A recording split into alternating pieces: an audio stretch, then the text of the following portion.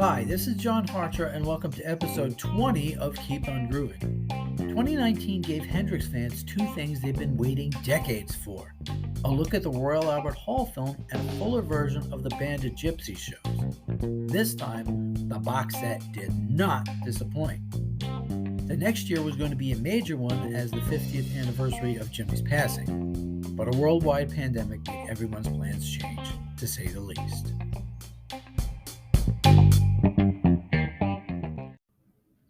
Episode 20, the Sony era, 2019 to 2021, a box of Gypsys, Royal Albert Hall, and Live at Maui. After the disappointment of the Electric Ladyland 50th anniversary set, a lot of fans had a bad taste in their mouths over the content, the mastering issues, the packaging, you name it. As you can tell from my review, I was one of them, though I'm lucky not to have a really good system to listen to it, since I may have been more annoyed. There was never really an acknowledgement from experienced Hendrix about, well, anything, good or bad, about it. In fact, we really didn't hear anything much except about the latest Experienced Hendrix tour, which would take place in the last part of 2019 on the West Coast. A few sharp-minded fans remembered that the tours tended to happen around the time of a new release of some kind.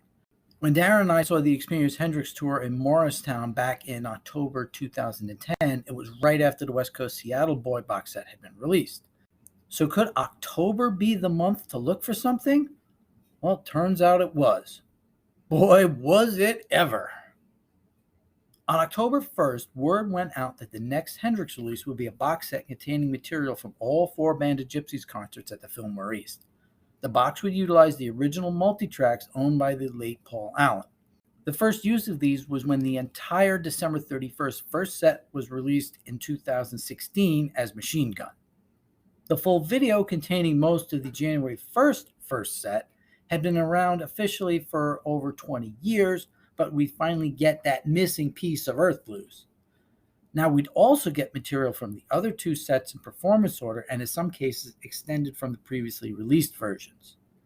Now, this being Experienced Hendrix, it wasn't every song. There were several omissions, which I'll talk about when we do each set. But a big selling point countering that was the inclusion of 2 songs from the final set that not only were unreleased, but were completely uncirculated. And one of them was a song they only did once. Then on October 3rd, it was announced that the film of Jimmy at Royal Albert Hall would have its world premiere actually at Royal Albert Hall a few weeks later. After 50 years, the logjam was, well, breaking but not broken. It was being advertised and promoted as a one-time event, and no future release was planned. Considering how hard the struggle was to get it this far, it's hard to believe it'll just be a one-off, especially since one of the reasons for the current legal wrangling was producer Jerry Goldson's insistence of a wide release of 1,500 screens. So for now, he got 1. I have to think there's something else going on behind the scenes, but as of now, we've just had that 1 release. I've seen the original version of the film thanks to a not that great transfer from a videotape I got in a store in Little Rock in 1989. Boy, did I get a lot of Hendrix stuff on the trip down there. It contains a few extra bits and pieces, like a part where Jimmy is lying down with an acoustic guitar jamming on Hound Dog and Stoop Down. The bulk of it was concert footage shot with the house lights up and Jimmy wearing these kooky white boots. It had Lover Man, I Don't Live Today, Foxy Lady, Bleeding Heart, Fire, Little Wing, Voodoo Child, Room Full of Mirrors, Purple Haze, Wild Thing, and Smashing of the Amps. Actually, I'm assuming that last one's complete since my video cuts off at around 65 minutes and the full film is usually listed around 70 to 72 minutes. Now, if you remember those quote-unquote soundtracks from the early 70s, almost all the songs on the albums are in the film, with the exception of Sunshine of Your Love. And of the first 6 songs performed that night, only 3 make the movie. The long ones, Stone Free, Hear My Train A-Comin', and Red House, were left out. From what has been said by the people who saw the film that night, it was presented by Jimi Hendrix and Jerry Goldstein. They said it was still a rough cut and the film itself didn't have any credits. The movie started out with Stone Free and included all the songs from the original version of the film except Bleeding Heart as a performance. That song was included as a listen back. In its place was Red House, leaving Hear My Train A-Comin' and Sunshine of Your Love as the only songs performed on the 24th, not currently represented in the film. Maybe this will change in a further cut of the film should one be done. The saga is not over yet. Songs for Groovy Children. Okay, now back to the box set. The official name of the Band of Gypsys box is Songs for Groovy Children. A little on the goofy side to be sure, but it's based on a comment Jimmy made at one point during the show, so it has its basis in Jimmy lore. It came out right around Jimmy's birthday before Thanksgiving. I think it was the 22nd of November. I went over the first set pretty thoroughly back in episode 15. The short version is the set was unique in that none of the songs performed that set had been released on album or in some cases even heard by audiences. Songs like Power of Soul, Easy Rider, and Burning Desire made their debuts. Just to do a full set rundown, it was Power of Soul, Lover Man, Hear My Train A-Comin', Changes, Isabella, Machine Gun, Stop, Easy Rider, Bleeding Heart, Earth Blues, and Burning Desire. The second set is generally considered the weakest of the four. It's the only show on the set where songs have been dropped, or so we thought. The set opened with Guy Lombardo ringing in the new year with Auld Lang Syne, as was tradition back then. I'm old enough to remember watching him one New Year's Eve I spent with my grandparents. I think he was on CBS. They would show it that night. Then the band kicked into their own version of Auld Lang Syne before segueing into the debut of Who Knows. On Live at the Fillmore, it was edited to a little over 3.5 minutes, but we get 5 minutes added back in here, closer to the original 9. The next 2 songs are dropped. Stepping Stone made its full debut after Jimmy did a snippet of the lyrics during the Voodoo Child Jam at Woodstock. As I mentioned several times, it was a difficult song to keep in time. I'm not sure how or why this evolved from the version on Both Sides of the Sky, which was driving but had a steady rhythm, into this iteration that both Buddy and Mitch struggled with. Add in Jimmy dropping and flubbing a few lyrics, and this doesn't make the cut.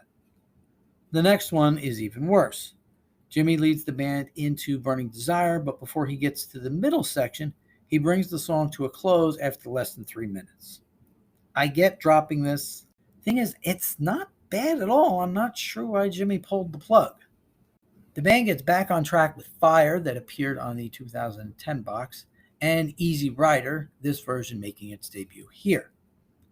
The longest of the 4 Machine Guns is next, but Power of Soul gets dropped. It's the weakest of the 4 versions. There was one done at each show. There's nothing inherently wrong with it, so I wouldn't be surprised if this makes its way onto a B-side or something at some point. Stone Free follows, the one that appeared on West Coast Seattle Boy. However, this has all the material edited out of that version put back in. Them Changes is next, followed by the preview track, Message of Love. They released it before the set to give fans a hint of what was to come. This version is shorter than the one on the original album. In fact, it's similar to the studio version the band had just cut and Jimmy would mix in August, in that there's no solo. Yes, a Jimi Hendrix song with no solo. Wrap your minds around that. The Buddy sung Stop is reprised again, followed by Foxy Lady. The full version of this song is in the 9 to 10 minute ballpark, but this fades out around 6 minutes in. There's some cool bits, but Jimmy starts going out of tune and the song kind of stumbles to a finish. There may be another reason why the tapes may have run out for the night. Neither of the final 2 songs, Voodoo Child and Purple Haze, are included because it's surmised they were only recorded by someone in the audience, which turned out not to be the case. The next set is the most familiar to Hendrix fans since it's the one we've mostly had complete thanks to the videotape. Its first 2 songs, Who Knows and Machine Gun, being used on the Band of Gypsys album as side 1, doesn't hurt either. Changes is next, complete with Buddy vamping. This one is very socially oriented, dealing with civil rights and everything like that. It may have actually been a good fit to include complete in an earlier release. A good version of Power Soul is next, followed by possibly the best version of Stepping Stone Jimmy would ever end up doing live. It's not perfect, but it's tighter than the one they left off. Foxy Lady is next, and oddly enough, this full version is about as long as the one from the night before after the edit. Frankly, I'd have preferred if they'd done something like Easy Rider instead, but they did what they did.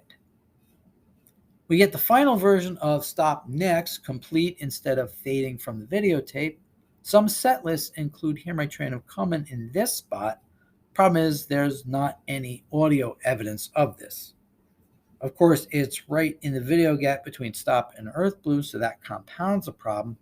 I think music journalist Tony Brown had a bunch of set lists that did include the song here, but without any evidence, I'm going with it didn't happen.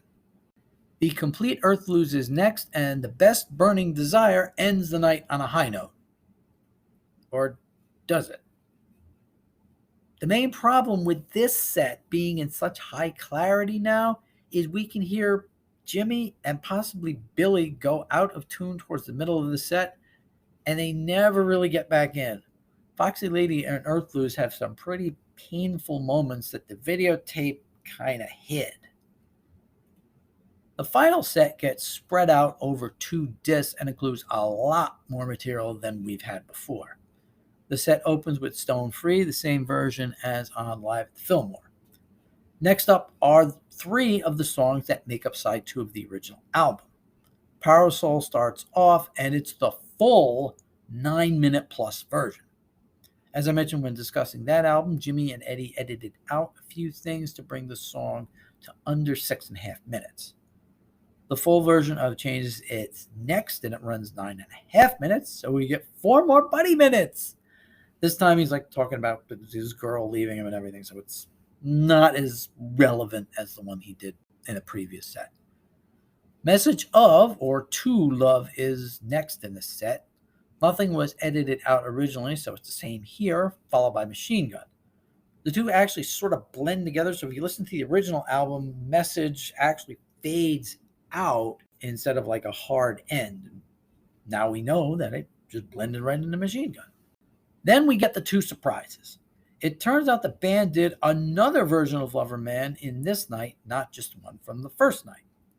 It's a short one, barely over 2 minutes. I don't think Jimmy ever did a version of this short. It's followed by a 6-minute cover of the old Jimmy Hayes song, Steal Away. I guess taking the place of Stop in this set. Or maybe not. What makes these surprising is not only are they unreleased, they were never even bootlegged. The disc ends with Earth Blues, the same one as on Live at the Fillmore. The final disc kicks off with a few more previously released numbers. Voodoo Child and the semi-extended We Got to Live Together. It's still missing the 6 or 7 minutes it was missing on Live at the Fillmore East.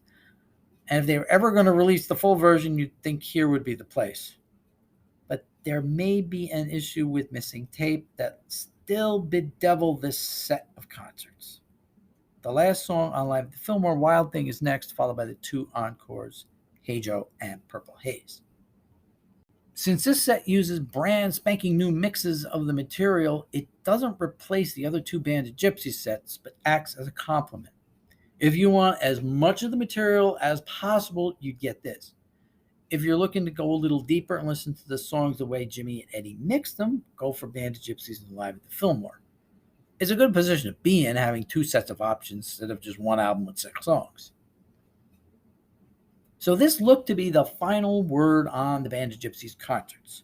We knew thanks to the bootlegs there were some songs missing from the second set on December 31st, and some edits to a few of the songs in that set, and 2 We Got to Live Together. But it turns out there's more to the story after all. I mentioned I often hang out on engineer Steve Hoffman's music message boards, and when discussing this set, the Tony Brown set list I'd mentioned before came up quite a bit. There was also some questions about whether all of the tapes that were acquired by Paul Allen in possession of the Hendrix Museum he set up were actually used. Normally, I'm of a mind not to go overboard speculating on things like this, but the appearance of the two new tracks in the final set left a bit of doubt in my mind.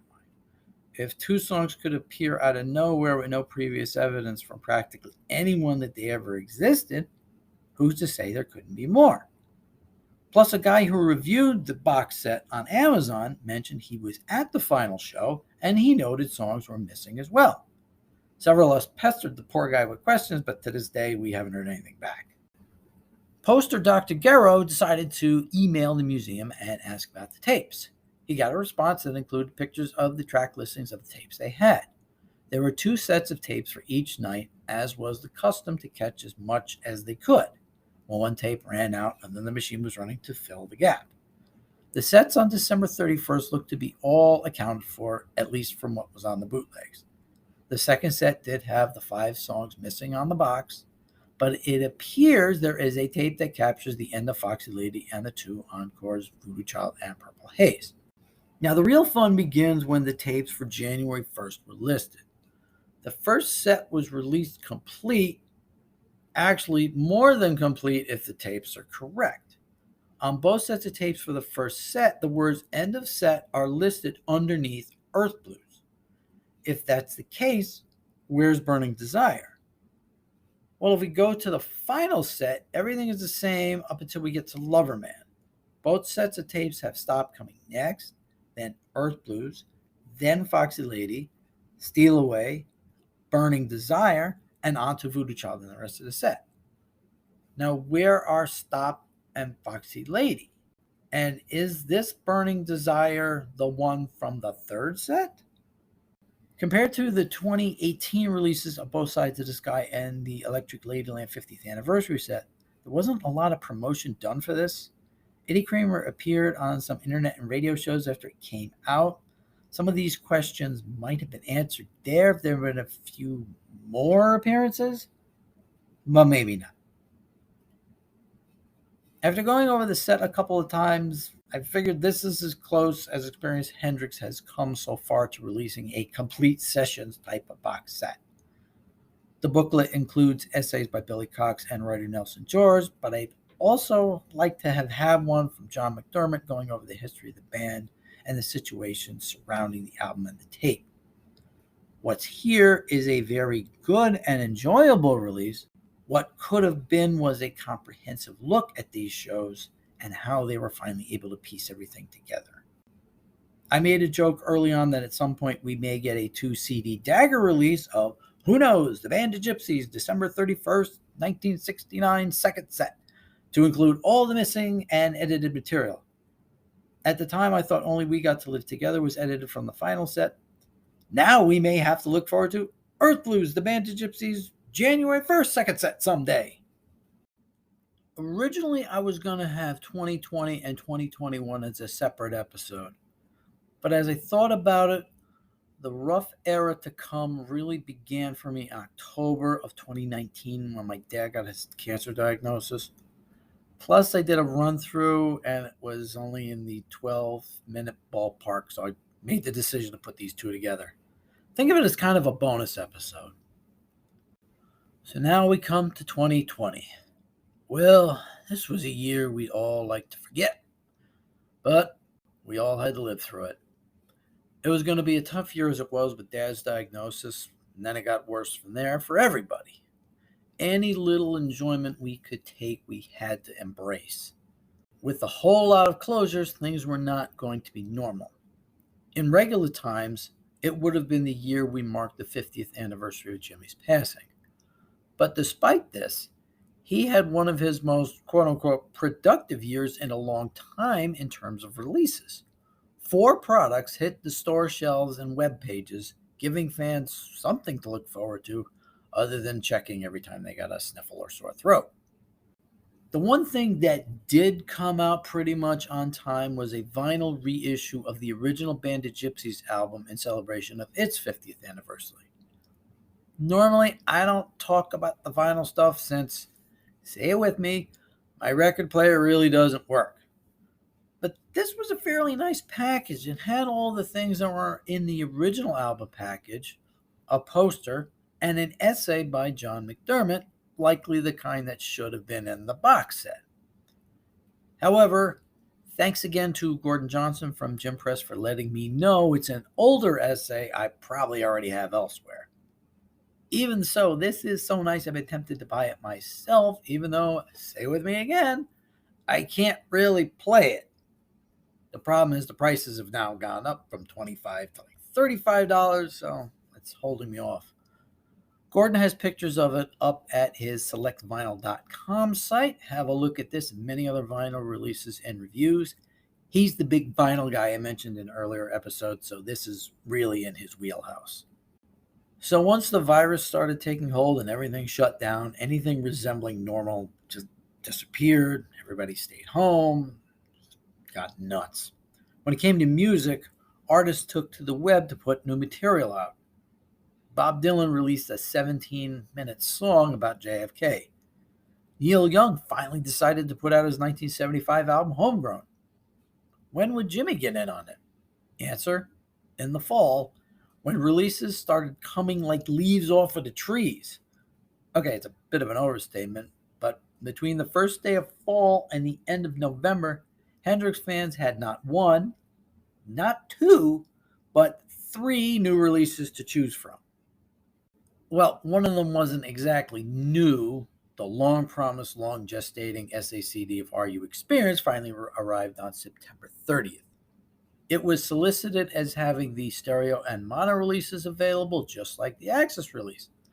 Apparently, they didn't take into account, or thought they could work around, that the album was a little over 40 minutes long, so having a stereo and mono track listing on the Red Book regular CD level wouldn't fit under normal circumstances. Somewhere along the way, Acoustic Sounds decided to include the mono mix on the SACD layer only.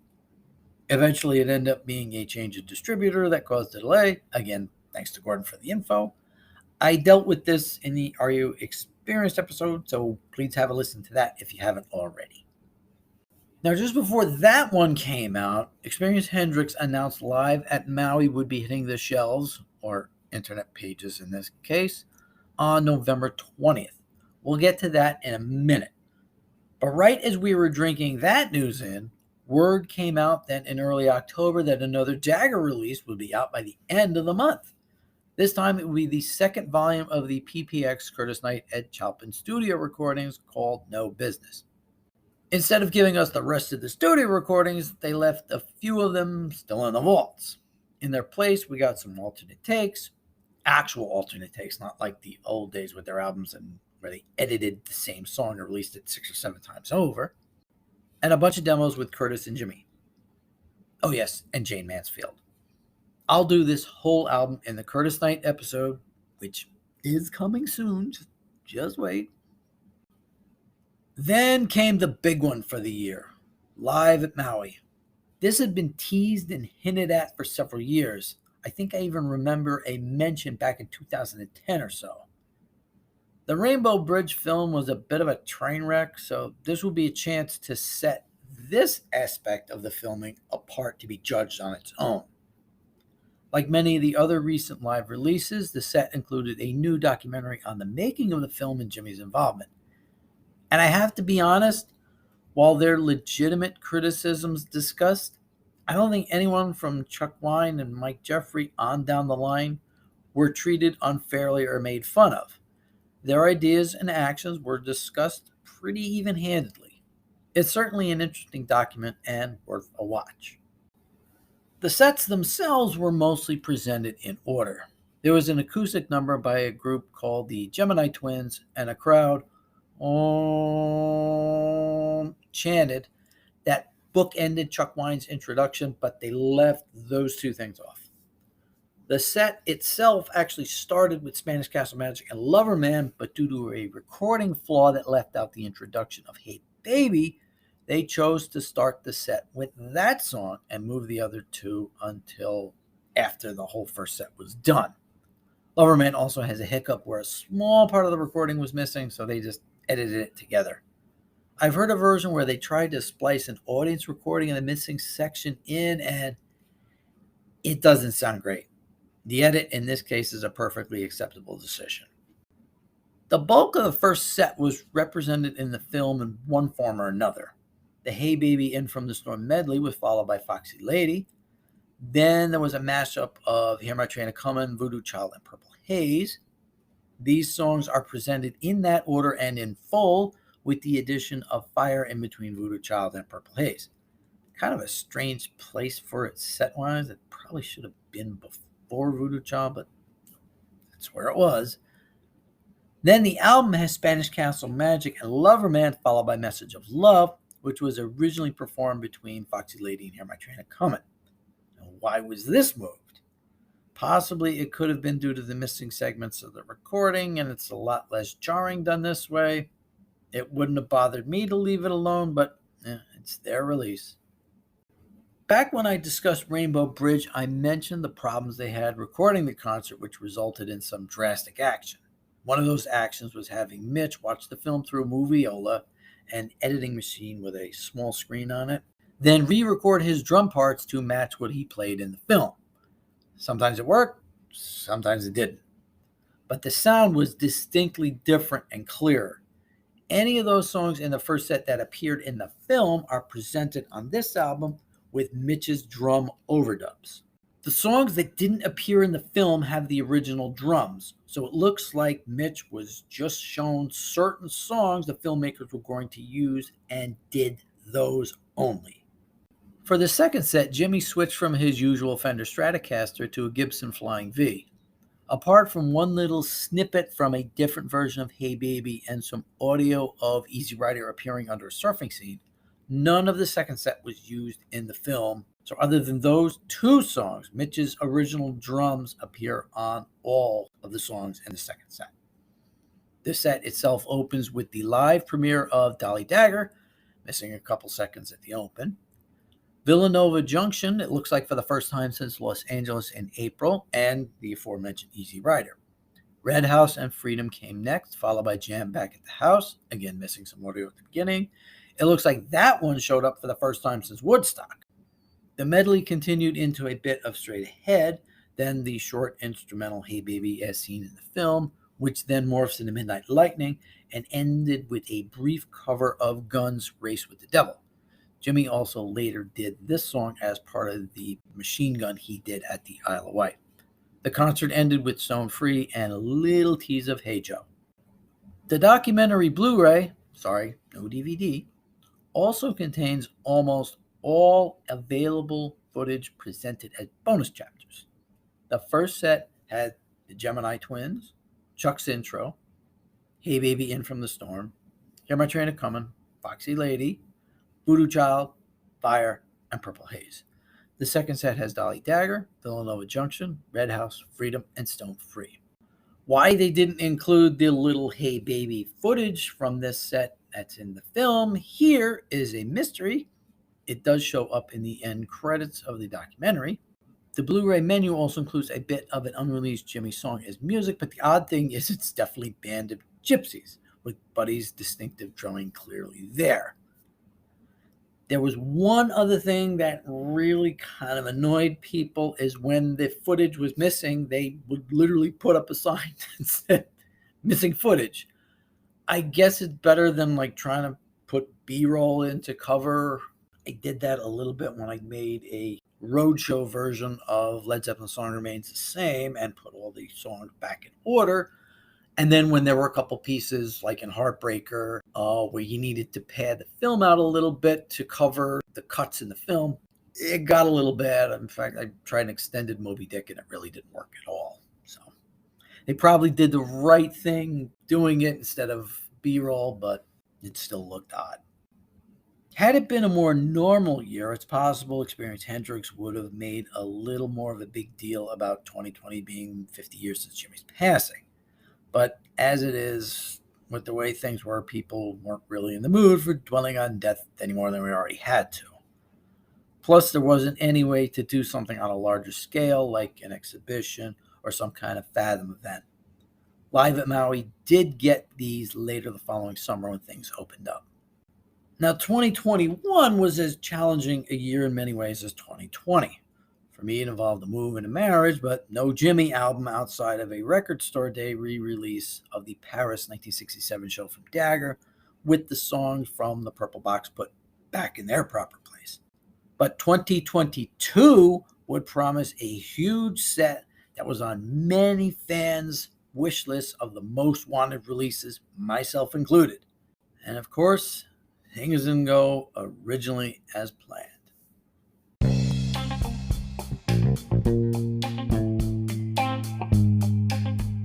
Next time, I wanted to do Experience Hendrix and Sony finally taking a look at giving us something resembling a comprehensive studio collection of the final part of Jimmy's recording career, which ended up getting delayed to, you guessed it, legal issues, we think. So, instead, yes, it's finally here, the Curtis Knight episode in all its glory. It'll be coming to you in early July. I'm going to kind of take a slow pace to the summer releases just to see if we get any word on the 1970 box set. Fingers crossed. Please remember to hit the subscribe button if you like what you're hearing. I'm John Hartford. Thanks for listening. See you in July.